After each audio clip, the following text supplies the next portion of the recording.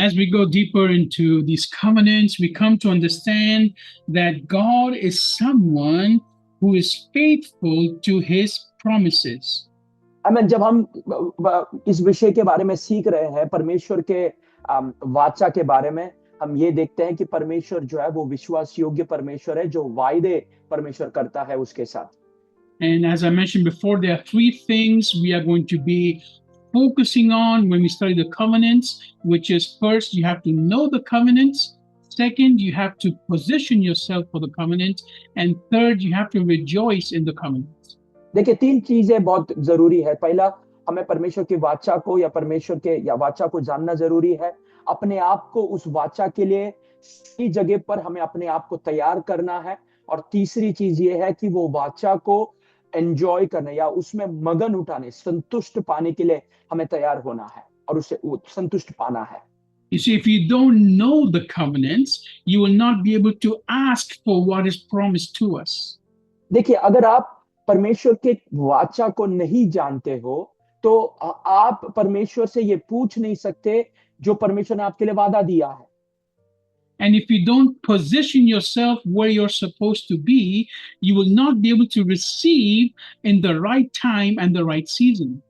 देखिए, अगर आप अपने आप को सही जगह पर अपने आप को तैयार ही नहीं करोगे वो उस वाचा को पाने के लिए, तो सही समय पर सही ऋतु पर वो वायदा को पाने के लिए जो है आप उस समय पर वहां पर तैयार नहीं रहोगे। And if you have not learned to ask and receive, you will never be able to enjoy what you have right now. अगर आप पूछने के लिए और पाने के लिए अगर तैयार नहीं हो सही तरीके से, तो परमेश्वर ने जो आपके लिए रखा है उसमें आप संतुष्ट पाने के लिए, उसमें खुशी मनाने के लिए जो है आप तैयार नहीं होंगे। Now, this rejoicing does not come after you have received the promises, but it comes before because you know that God will not fail. आमेन। ये जो खुशी मनाना, मगन उठाना जो है, वायदा पूरा होने के बाद नहीं आता है, परंतु वायदा पूरा होने से पहले आता है। क्यों? क्योंकि आपको ये यकीन है कि मेरा खुदावंद परमेश्वर जो है वो कभी हारेगा नहीं, वो मुझे जरूर मेरा वादा पूरा करते हुए देगा। Last week, we looked at some of the verses where it talks about that we are actually the seed of Abraham that is supposed to inherit these promises. देखिए, पिछले हफ्ते हमने कुछ वचन पढ़े और हमने एक वचन ये पढ़ा कि हम जो है अब्राहम के वंश के बी है, जो परमेश्वर ने जो वायदा दिया है वो वायदों को अपने जीवन में अनुभव करने का या उससे खुशी उठाने का। And today we're going to look a little bit deeper on what are these promises and how they affect us today. देखिए, आज हम जो है ये वायदों को देखने वाले हैं और ये वायदे किस प्रकार हमारे जीवन में जो है अप्लाई होता है, किस प्रकार हमारे जीवन में ये लागू होता है, उसके बारे में हम सीखेंगे। So it is a very important thing today that you focus on what we can take from these promises and how we can apply them to our lives today and claim them as sons and daughters of God. देखिए, ये जिस प्रकार हम इस वायदों को जो है अपने जीवन में स्वीकार कर कर उसे स्वीकार कर कर जो है परमेश्वर के पुत्र और पुत्री बनने का हक जो है हम उसके द्वारा किस प्रकार जता सकते हैं। Now, these promises are not small promises. देखिए, ये जो वायदा परमेश्वर हमें दिया है वो छोटे वायदे नहीं है। See, you are small, but the one who gives you these promises, he is everlasting and all powerful. देखिए, आप छोटे होंगे परंतु जो व्यक्ति ने आपको इस वायदे दिए हैं वो सर्वशक्तिमान और सदा के लिए सदैव परमेश्वर है। In these promises, we have prosperity. और ये वायदों के अंदर जो है परमेश्वर की समृद्धि उसके अंदर है। We have protection. परमेश्वर की सुरक्षा उसके अंदर है। We have health.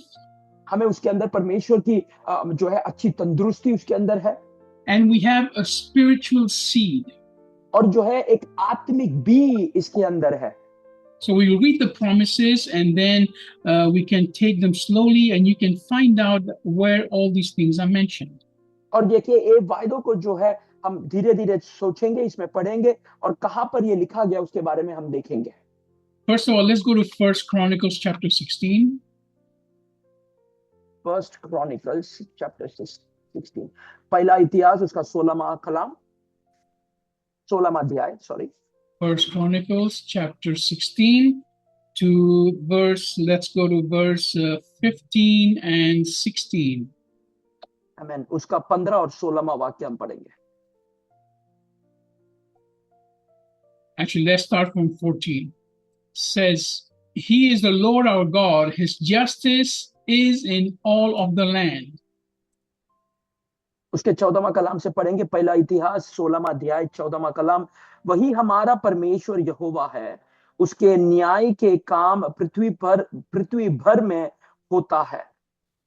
Then verse 15, remember his covenant forever, his promise that he made to the 1000th generation. उसकी वाचा को सदा स्मरण रखो, यह वही वाचा है जो उसने हजारों पीढ़ियों के लिए ठहराया दिया। The covenant that he made with Abraham and the oath he swore to Isaac. वह वाचा उसने अब्राहम के साथ बंदी और उसी के विषय उसने इसहाक से शपथ खाई। इसहाक से शपथ खाई। Yes, sorry. Then it says 17, he confirmed it to Jacob in the form of an ordinance, an eternal covenant to Israel.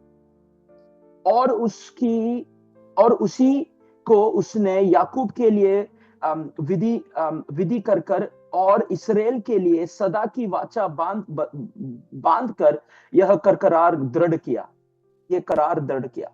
Now, these verses, what they confirm to us is that the promise made to Abraham is made over and over, okay, to the generations that come, and it is for over 1,000 generations. That means it includes us, and we can claim those promises even now. देखिए, परमेश्वर ने जो है ये वायदे हजारों पीढ़ियों पहले दी गई थी, परंतु फिर भी जो है वो वाचा को, वो वायदों को आज भी जो है हमारे जीवन पे वो लागू है और हम उसे स्वीकार कर सकते हैं। Now, as we read in Galatians chapter 3 last week, we are the we are the seed of Abraham, and that is talking about a spiritual seed. हमें पिछले हफ्ते हमने गलातियों की पत्री 3 अध्याय पढ़ा था, जहां पर हमने ये पढ़ा था कि हम अब्राहम के वंश के हैं और उसके जो है उसके बी जो है उसके बी के समान हम हैं, वो उसके विश्वास के बी के समान हम हैं कर जो हम वहां पर पढ़ते हैं। See, the greatest promise made to Abraham was the spiritual seed promise, where through him everyone would be blessed, and we are blessed because through him we have received the gospel of Jesus Christ. देखिए, सबसे बड़ा वायदा Abraham के आत्मिक भी Abraham के जीवन में जो परमेश्वर ने वायदा दिया था कि उसके द्वारा जो है संतान की पुष्टि, और दुनिया भर में जो है उसके द्वारा जो है परमेश्वर की सुसमाचार का प्रचार जो है हम तक पहुंच पाया। So we are the seed because we received Jesus Christ. Therefore, now we become heirs alongside Jesus Christ to all the inheritance. हमें जो भी हक हम पर है, जो भी जो हक और जो भी परमेश्वर के भंडार में जो भी है, उसके हकदार हम बनते हैं, या उसके वो चीज के हकदार हम बनते हैं, क्योंकि हम परमेश्वर के बी में, परमेश्वर का जो वाचा का जो बी अब्राहम में बोया गया था वो हमारे साथ है, या हम उसके हकदार है, क्योंकि हम वो विश्वास के बी के अंदर हमें जन्म लिए थे। Now, all these promises, first of all, are in the spiritual. ये सारा वायदा जो है ये आत्मिक तौर पर है। So, when we are blessed in the spiritual, automatically we get blessed in the natural. जब हम आत्मिक तौर पर अनुग्रह पाते हैं, तब वो अनुग्रह जो है भारी तौर में या हमारे नेचुरल तरीके में, हमारे वर्तमान काल में भी जो है वो आशीष जो है वो वहां पर प्रकट होता है।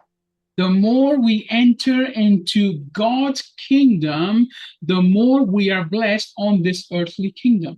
जैसे हम जितना ज्यादा परमेश्वर के भंडार में, राज्य में प्रवेश करेंगे, उसमें प्रवेश करते जाएंगे, उतना ज्यादा जो है हम बाहर में, परमेश्वर के राज के बाहर भी जो है वो आशीष पाते रहेंगे, या हमारे ये जो शारीरिक अवस्था है इस धरती पर भी जो है वो आशीष को हम देख पाएंगे। Now, those blessings include God's protection and God's favor. देखिए वो आशीष जो है परमेश्वर का सुरक्षा और परमेश्वर की जो फेवर है, परमेश्वर का जो आशीष जो है हमारे जीवन में वो देख सकते हैं। Those promises include also prosperity in the sense that everything we do will prosper and bring good fruits. देखिए वो आशीष जो है हमारे जीवन में बरकत, हमारे जीवन में परमेश्वर का सुरक्षा, ये सारा उसके अंदर मिला है, क्योंकि जो भी चीज हम करेंगे वो जो है हमें बरकत की ओर ले चलेगा। In other words, your business will prosper, उसका दूसरा मतलब आपका कारोबार जो है वो उसमें बरकत आपको मिलेगा। your health will prosper, आपके तंदुरुस्ती जो है वो अच्छा होगा। your emotional state will prosper, आपकी आत्मिक या फिर आपका जो इमोशनल स्टेट जो है वो जो है उसमें आपको एक बदलाव दिखने मिलेगा। your family relationships will prosper. आपके परिवार के रिश्ते जो है उसमें एक बरकत आपको दिखेगी। Everywhere you go, you will have favor of God and you will get things done faster than most other people. देखिए जहां जहां आप जाओगे वहां वहां आपको जो है परमेश्वर का जो महत्व देना, परमेश्वर का जो फेवर जो है वो आपके जीवन में जो है आप देख पाओगे। In other words, God's glory and God's power will be seen through your life. दूसरे अर्थ में जो है परमेश्वर की कृपा, परमेश्वर का बल, परमेश्वर का सामर्थ्य, ये आपके जीवन के द्वारा जो है वो बाहर प्रकट होगा। Now, the greatest blessing that you can show others is that unlimited joy in your life in every situation. देखिए हर एक अवस्था में सबसे बड़ा आशीष हम दूसरों को जो दिखा सकते हैं या हमारे जीवन में जो होगा वो ये है कि हमारा परमेश्वर का जो खुशी, परमेश्वर का जो संतुष्ट हमारे जीवन में जो खुश हम हैं वो लोग जो देखे। So, when we claim these promises, it is not only to have money in our bank account, but it is for us to have all the wealth in the heavenly kingdoms. देखिए हमारे bank account में हमारे पास कितने धन दौलत है उससे नहीं, परंतु हमारा स्वर्गीय भंडार में क्या है, कितना उधर वहां पर जमा हुआ है, वो हमारा असली जो है धन दौलत है। Therefore, if you seek first the kingdom of God through these blessings, through these covenants, then all the rest of the things that you need will be taken care of by God. अगर आप जो है परमेश्वर के राज में, परमेश्वर के भंडार में अगर आप भी बोते जाएंगे, उसमें अगर आप जो है अपने आप को इन्वेस्ट करते जाओगे, बाकी सारा चीजें जो है परमेश्वर देख लेगा। So let's read these different promises that God made to Abraham in the book of Genesis, and then we can go a little bit into a deeper explanation of what they mean and what they could mean for you today. आमीन। उत्पत्ति की किताब में Abraham से जो परमेश्वर ने वायदे दिए थे, उस वायदे की ओर हम पढ़ेंगे और उसकी थोड़ी गहराई में हम चिंता करेंगे कि वो वायदा आज के समय पर हमारे जीवन में कैसा लागू होता है। Now, after service, my wife will explain to you how to pray with these promises. Pastor Solomon will have to go, he has another service, so there will be no translation for that. But after the preaching of the word, my wife will explain to all of us how to pray with these promises. देखिए ये सेवकाई के बाद जो है मेरी पत्नी ये वायदों के साथ किस प्रकार हम प्रार्थना कर सकते हैं उसके बारे में जो है हमें सिखाएगी, हमें बताएगी। मैं रह नहीं पाऊंगा क्योंकि मुझे सेवकाई में जाना है, ट्रांसलेशन नहीं होगा, परंतु मेरी पत्नी जो है वो आपको उसके बारे में समझाएगी। So let's read Genesis chapter 12, verse 2 and 3. उत्पत्ति का किताब उसका 12वां अध्याय उसका दूसरा और तीसरा कलाम says, I'll make a great nation of your descendants. I'll bless you and I'll make your reputation great so that you will be a blessing. और मैं तुझे एक ऐसी बड़ी जाति बनाऊंगा और तुझे आशीष दूंगा और तेरा नाम महान करूंगा और तू आशीष का मूल होगा। Verse 3, I'll bless those who bless you, but I'll curse the one who curses you, and through you all the people of the earth will be blessed. जो तुझे आशीर्वाद दे उन्हें मैं आशीष दूंगा और जो तुझे खोसे मैं उसे शाप दूंगा और भूमंडल के सारे कुल तेरे द्वारा आशीष पाएंगे। Now, this is the promise that God makes and speaks to Abraham. ये वायदा, ये वाचा परमेश्वर अब्राहम से बात करते हैं, उनके ऊपर ये वाचा कहते हैं और उनसे ये वायदा दिया जाता है। Now, at this point, Abraham is 75 years old and he has quite a bit of wealth. देखिए, ये समय पर अब्राहम जो है 75 की उम्र है उनकी, और उनके पास थोड़ा धन दौलत है। Okay. Later on, he gets blessed even more. इसके बाद जो है उन्हें और आशीष और बरकत उनके जीवन में मिलता है।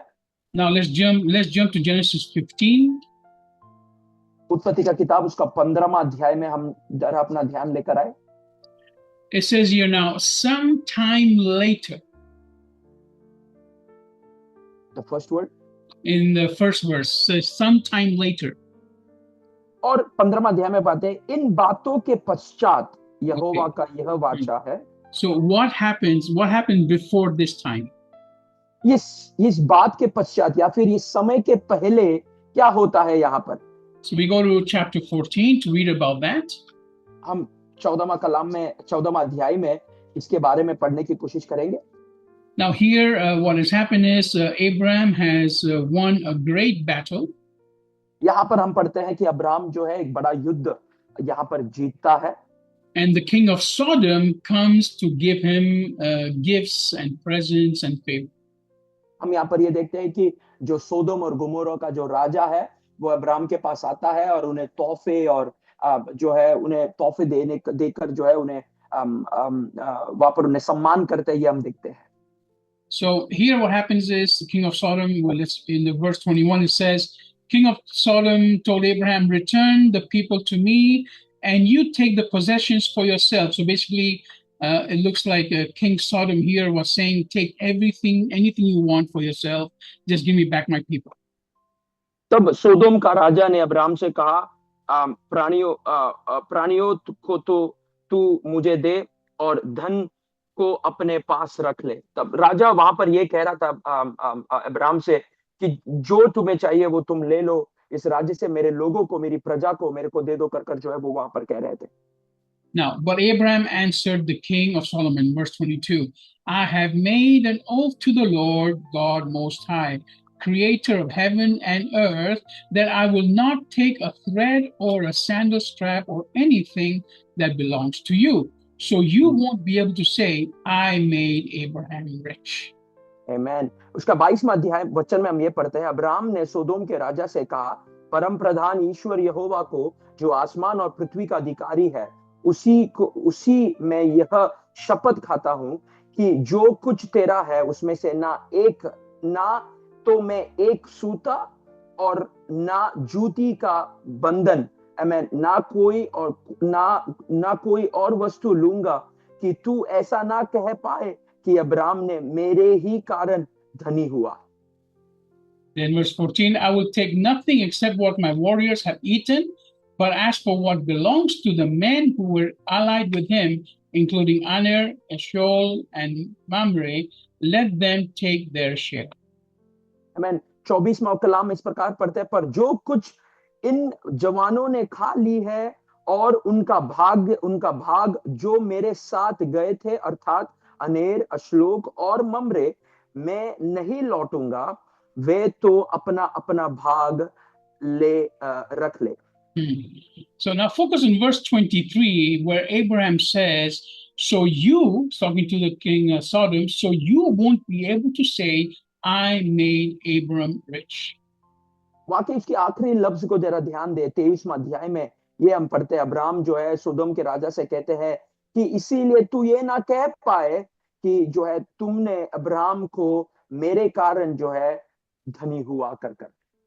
So here, get this very clearly today and forever. Get this really clearly in your head. You cannot do anything where God is not being glorified through what you are doing. देखिए, आज हमें ये चीज को समझना बहुत जरूरी है और अपने दिमाग में ये चीज को हम रखें कि हम ऐसा कोई भी चीज अपने जीवन में नहीं कर सकते जहां पर परमेश्वर को आदर और महिमा ना मिल रही हो। In other words, God will not put his hand in anything in your life where he will not get the glory. परमेश्वर ऐसे कोई चीज में वो अपना हाथ नहीं बटाएगा जहां पर परमेश्वर को आदर और महिमा ना मिलता हो। If you are doing anything to show off yourself, God wants nothing to do with it. अगर आप कोई भी चीज कर रहे हो जहां पर आप अपने बल की, अपनी महिमा की प्रकट करने की कोशिश कर रहे हो, वहां पर परमेश्वर को आपसे कोई लेन देन नहीं है। If you're asking people in the world for help, God wants nothing to do with it. अगर आप लोगों से, दुनिया से मदद की मांग कर रहे हो, परमेश्वर को वहां पर आपसे कोई जरूरत नहीं है। If you are still worshiping idols and gurus, God wants to do nothing with your life. देखिए, अगर आज भी आप जो है मूर्ति पूजा या गुरुओं के पीछे अगर आप चल रहे हो, तो परमेश्वर को आपके जीवन से कोई लेन देन नहीं है। Until you don't come to the point in your life where you say that I want to make sure that whenever anybody sees any blessing in my life, they will say this is only because of Jesus Christ. Until you don't come to that point in your life, the covenant cannot be activated. देखिए, जहां तक जो है आपके जीवन में आप ये नहीं कहेंगे कि ये परमेश्वर यीशु मसीह के द्वारा या खुदावंत परमेश्वर के द्वारा ये मेरे जीवन में संभव हुआ है, तब तक जो है वो आशीष है, वो अनुग्रह, वो वायदा जो है आपके जीवन पे जो है वो खुलकर नहीं आता या फिर वो एक्टिवेट नहीं होता। And the only way to come to that point in your life is that every time you speak, you acknowledge God in everything that is happening in your life. In other words, you say, this is only happening because of Jesus Christ. देखिए, जब भी आपके जीवन में चमत्कार, अद्भुत और कार्य होता है, जब आप ये बात का ऐलान करते हो, ये बात का विश्वास करते हो कि ये खुदावंद यीशु मसीह के द्वारा हुआ है, वहां पर परमेश्वर के नाम की घोषणा और परमेश्वर के नाम की महिमा वहां पर होती है। So in chapter 14, we see where Abraham rejects any help from anyone that is not God. And then in chapter 15, God now speaks to Abraham, giving him a covenant promise. देखिए, 14वां अध्याय में हम देखते हैं कि अब्राहम ने जो है, जो परमेश्वर से नहीं है, उसे वो इनकार करते हैं और जो है उसे ना करते हैं। उसके बाद 15वां अध्याय में हम ये देखते हैं कि अब परमेश्वर खुद अब्राहम से जो है एक वाचा, हमें एक संधि वहां पर परमेश्वर करते हैं। So verse 1 says, sometime later, a message from the Lord to Abraham in a vision says, don't be afraid, Abram. I am your shield. Your reward will be very great. इन बातों के पश्चात यहोवा ने यह वाचा दर्शन में अब्राहम के पास पहुंचा। ये अब्राहम, मत डर, तेरी डाल और तेरा अत्यंत बड़ा प्रतिफल मैं हूं। I am your shield means that he will protect us from everybody. मैं तेरा डाल हूं, उसका मतलब वो जो है सारी चीजों से, सभी से जो है हमें संरक्षण करेगा, हमें सुरक्षा देगा। And then your reward will be great, gives us an assurance in the future that we will be rewarded. और मैं तेरा सबसे बड़ा प्रतिफल हूं, उसका मतलब यह है कि हमारा प्रतिफल जो है हमें परमेश्वर के द्वारा उसका प्रतिफल मिलेगा, हमें परमेश्वर हमें प्रतिफल देगा, वो हमारे साथ है। In other words, in this promise right here, in these two promises, God first takes away all the fear in our life, and he gives us a hope for a future. In other words, he gives us mental stability. देखिए, हमारी सारी डर को निकालकर परमेश्वर जो है एक मेंटल या फिर एक बहुत बड़ा समाधान, एक बहुत बड़ा शांति जो है परमेश्वर हमें देता है। Every single one of you right now that is going through some mental issues and emotional issues, it all has to do with the fear of the future. देखिए, जो भी व्यक्ति मुझे सुन रहे हैं, जो भी मानसिक तकलीफ के द्वारा गुजर रहे हैं, मानसिक वेदना, मानसिक प्रयास, मानसिक जो भी आत्मिक, मानसिक, शारीरिक तकलीफ से गुजर रहे हैं, ये आपके डर है, जो भविष्य में जो डर आपको जो लगता है उसके द्वारा आप गुजर रहे हैं। और मैं उनसे ये बात कहना चाहता हूं। And you will know who you are, who are going through the same problem in your mind over and over again, is because you have not surrendered completely to Jesus Christ, who is your shield and your rewarder. और आप जानते हो आप कौन हो, क्योंकि आपने पूरी तरह आपके जीवन को प्रभु यीशु मसीह के हाथों पर समर्पित नहीं किया है, जो आपका डाल है और वो आपका प्रतिफल है। And look what Abraham replies here. He said, But Abraham replied, Lord, what can you give me since I continue to be childless, and the heir of my household is Eliezer from Damascus? और यहाँ पर Abraham का उत्तर देखिए, दूसरा कलाम हम पढ़ते हैं 15वां अध्याय। अब्राहम ने कहा, हे प्रभु यहोवा, मैं तो निवंश हूँ और मेरा घर का वारिस यह दमी दमिश दमी दमिश्कवासी एलाइजर होगा, अर्थात मैं तू मुझे क्या देगा। Now, in verse 4, God gives him the promise. He says, A message came from the Lord to him again. This one will not be your heir. Instead, the child who will be born to you will be your heir. तीसरा कलाम में पढ़ते हैं, और Abraham ने कहा, मुझे तो तू एक वंश नहीं दिया और क्या देता। और ना, उसका चौथा वचन हम पढ़ते हैं, तब यहोवा ने यह वाचा उसको पास पहुंचाई, यह तेरा वारिस ना होगा, तेरा जो निज पुत्र होगा वही तेरा वारिस होगा। Now, at this point, God gives Abraham the promise of a child, and Abraham is over 75 now. Okay, I think he's 90 if I'm not mistaken. And God says, No, you will have a child at this age. देखिए, इस समय पर Abraham जो है 75 साल से भी ऊपर है, अगर मैं गलत नहीं हूं तो लगभग 90 वर्ष के है अब्राहम। और यहाँ पर परमेश्वर अब्राहम को एक संतान का, एक वारिस का वादा परमेश्वर उन्हें देते हैं कि तुझे खुद तेरा एक निज पुत्र होगा, और जो है वो परमेश्वर उसे वो उसको वारिस का हकदार देते हैं। Now let's jump to verse 15. उसका 15वां कलाम हम पढ़े। Says, Now as for you, you will die peacefully, talking to Abraham, join your ancestors and be buried at a good old age. उसके 15वां कलाम, तू तो अपने पितराओं में खुशहाल के साथ मिल जाएगा, तुझे पूरे बुढ़ापे में मिट्टी दी जाएगी। Very good. So we've seen here that God has given the promise of health, not only physically, but mentally. देखिए, यहाँ पर हम देखते हैं कि परमेश्वर ने जो वायदा जो है, केवल शारीरिक नहीं परंतु मानसिक वायदा, संतुष्टि भी जो है परमेश्वर ने यहाँ पर वायदा दिया। And if we go back to chapter 12, verse 2 and 3, अगर हम 12वां अध्याय उसका दूसरा और तीसरे कलाम में ध्यान दें, we'll see, I will make a great nation of your descendants. यहाँ पर हम ये पढ़ते हैं कि यहोवा ने अब्राहम से कहा, अपने देश और अपने मैं तुझे एक बड़ी जाति बनाऊंगा और तुझे आशीष दूंगा।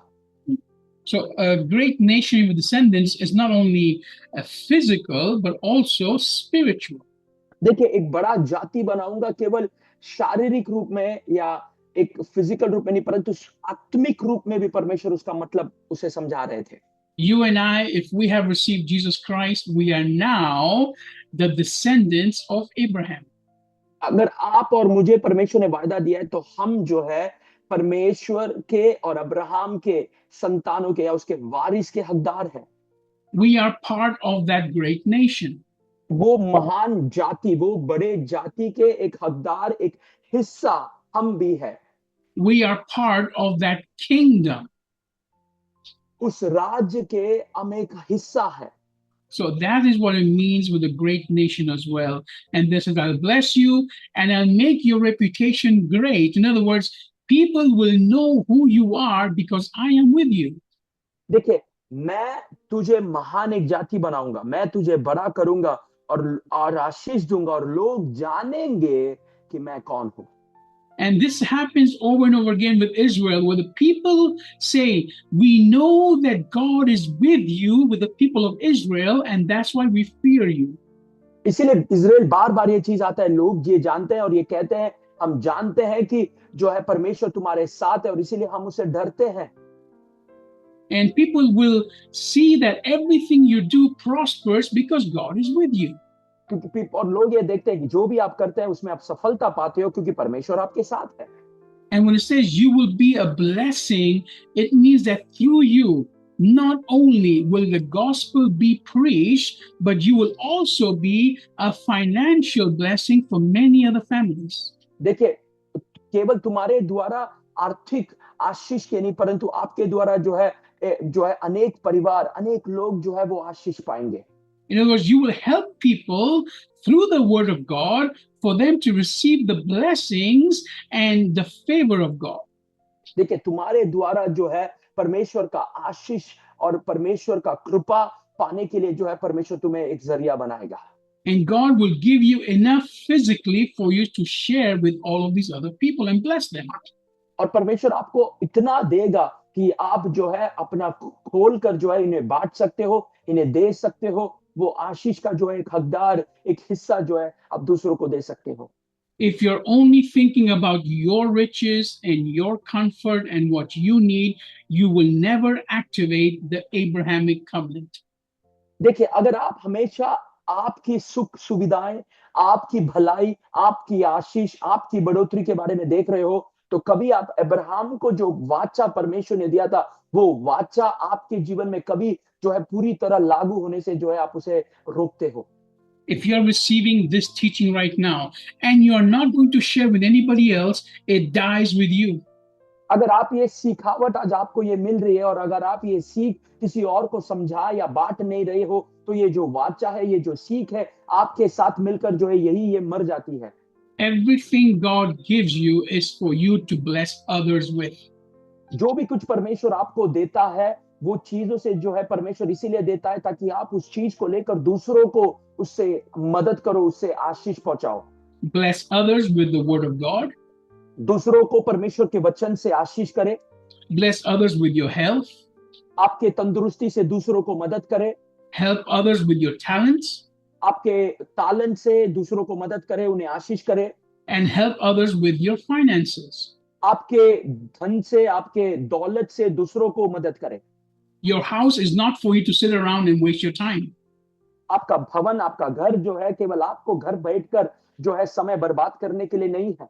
Your house is a house of worship. आपका जो घर है वो एक आराधना स्थल है, एक आराधना का भवन है। Make it a house of prayer. जो है इसे प्रार्थना का घर बनाइए। Make it a house where you invite people to come and receive the gospel and receive your love and eat food and enjoy a time with fellowship. देखिए, आपके घर में लोगों को आमंत्रित करें, लोगों को बुलाए, जहां पर आप सीखेंगे, परमेश्वर की आराधना करेंगे, परमेश्वर से प्रार्थना करेंगे, अच्छा भोजन खाएंगे। लोगों को भोजन के लिए, प्रार्थना के लिए और संगति के लिए आमंत्रित करो। Then and only then will you activate all these blessings and see true prosperity in your life. और तभी जो है और तभी ही ये सारे आशीष है, ये सारे बरकत, ये सारे परमेश्वर के कृपा जो है आपके जीवन पर जो है आप देख पाओगे। Now let's finish with verse 3. I'll bless those who bless you, but I'll curse the one who curses you, and through you all the people of the earth will be blessed. और मैं तुझे आशीर्वाद कर दूं, और जो तुझे आशीर्वाद दे मैं उन्हें आशीष दूंगा, जो तुझे कोसे मैं उन्हें शाप दूंगा, और जो भूमंडल में तेरे सारे कुल के द्वारा आशीष पाएंगे। Once again, when it says that through you all the people of the earth will be blessed, it's talking specifically about the seed of the gospel. You will be used by God for the whole earth to receive the gospel. देखिए, जो ये आखिरी लफ्ज कहता है, और भूमंडल में सारे कुल तेरे द्वारा आशीष पाएंगे, इसका मतलब जो सुसमाचार का भी परमेश्वर ने तुम्हारे अंदर बोया है, उस सुसमाचार के भी के द्वारा परमेश्वर भूमंडल के सभीयों को आशीष करेगा। तुम्हारे द्वारा सुसमाचार का जो सुसमाचार है, जो अच्छा समाचार है, वो लोग जो है सुनेंगे और वो उद्धार पाएंगे। You and I are that spiritual seed of Abraham, and we are blessed because we have come to know Jesus Christ. आप और मैं जो है वो परमेश्वर अब्राहम के जो है वो आत्मिक भी है, जो परमेश्वर जो है और उसके द्वारा जो है हम आशीष पाएंगे। And then in the beginning of this verse, God will protect us and he will judge every single person who tries to stand up against us. परमेश्वर हमें सुरक्षा देगा, वो हमें संरक्षण देगा, और वो हमारे लिए खड़ा होगा। जो भी हमारे विरोध खड़ा होगा, उसके बीच परमेश्वर खड़ा होगा। So in the covenants made to Abraham, we have prosperity. परमेश्वर ने जो वाचा अब्राहम के साथ किया है, उसके बीच में हमें बरकत है। We have protection. हमें सुरक्षा है, we have health, हमें जो है अच्छी तंदुरुस्ती है, and we have spiritual seeds. और हमें जो है आत्मिक बी उसके अंदर हम देखते हैं, बीज हम देखते हैं। And these can only be activated when your life represents Jesus Christ, and only Christ will get the glory of everything that God gives you.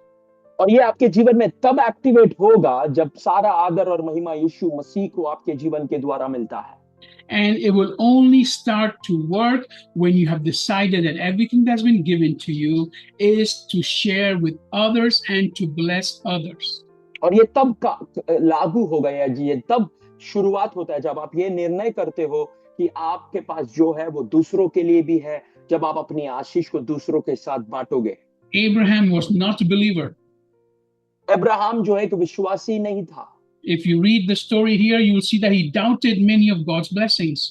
देखिए, अगर आप ये कहानी पढ़ोगे तो आपको ये समझ आएगी कि परमेश्वर के बड़े आशीषों को जो है उन्होंने संदेह किया था।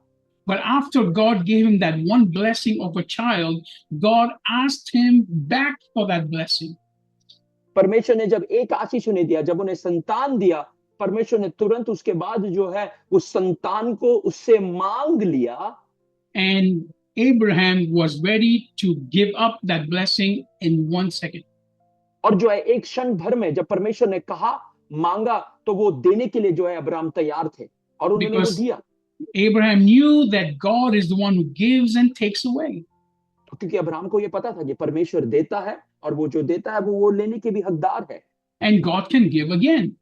और परमेश्वर वापस मुझे दे सकता है। Nothing belongs to us. कुछ भी हमारा नहीं है। When you come to that point in your life, then you will experience the Abrahamic covenant. जब आप उस समय तक पहुंचते हो या वो अवस्था में पहुंचते हो, तब जो है आप अब्राहम के वाचा को, संधि को अपने जीवन में अनुभव या उसकी आशीष को पा सकते हो। See, when you understand the covenants, you will be able to be in the mindset to receive them and enjoy them. जब आप परमेश्वर के इस वाचा को समझने की कोशिश करोगे, तब जो है अपने आप को उसके लिए आप तैयार करोगे, उसके लिए, उस जगह के लिए जो है आप अपने आप की तैयारी के साथ रहोगे और उसे पाने की तैयारी के साथ आप रहोगे। So continue with us in this series, because now we will step into how to position ourselves in order to receive and claim all the covenants. हम जो है अगली बार जो है हम ये देखेंगे कि किस प्रकार हम अपने आप को सही समय पर, सही जगह पर जो है अपने आप को हम अवेलेबल करें या पोजीशन करें, ताकि हम इस आशीष को जो है अपने जीवन में पा पाए। Stay connected with us. God bless you. हमारे साथ जुड़कर रहिएगा। परमेश्वर आपको आशीष करे। Thank you. Amen. Thank you, Pastor. Thank you.